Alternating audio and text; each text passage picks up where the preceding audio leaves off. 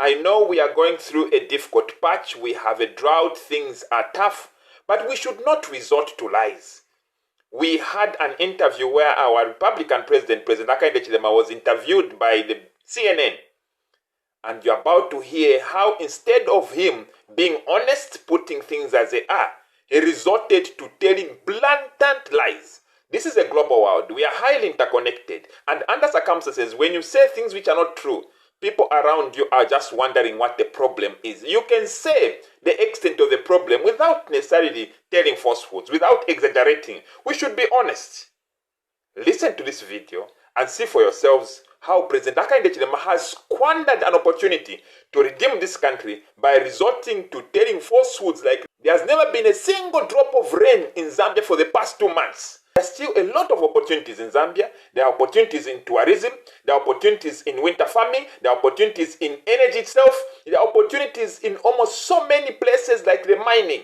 But to paint a picture that Zambia is collapsed, nothing is happening, that there has been no single drop of rain in Zambia is very unfortunate, and it is embarrassing to presidents. Listen to this video and hear how our incumbent president ended up spoiling a good opportunity to build the country. Listen to this video. A single drop of rain has fallen in Zambia in almost 2 months. Not a single drop of rain. That means literally no rain at all in what, by the way, is supposed to be rainy season in that country. Yeah, and for a nation already suffering from drought, it has turned into a major disaster. And not just in the obvious ways, like crops dying from thirst. In Zambia, 85% of the country's power comes from hydroelectric generators. No water in Zambia means no power as well.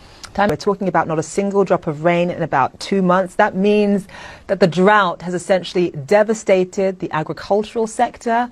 It has meant a lack of food. It's meant significant food insecurity. And also you are having to ration power right now. Just explain to our audience who may not know what Zambia is going through right now. Zambia is going through the worst drought ever. 100 years, around that period, we've not seen drought like this. And it means our economy will be slowed down, could be slowed down, will be slowed down, because we need, as you know, energy to drive the economy.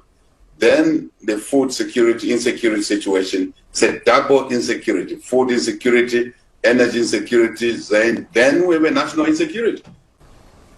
The impact, the negative impact of this climate change, which has occasioned this drought, West drought, as I said, since really records, began in our country in a structured way, is going to create a food shortage, is going to basically, has damaged our energy generation capacity and obviously impairing our food production. We would advise this government to remember that we are in these problems because of their mischievous ways of not. They sold off the maize reserves from as far back as 2019, indiscriminately without taking advice. They were warned about the impending drought, El Nino coming. They chose not to listen to that. So our problems that we have actually are problems we would have overcome. And as economic freedom fighters, we still believe that the solutions to this country are still inherently here.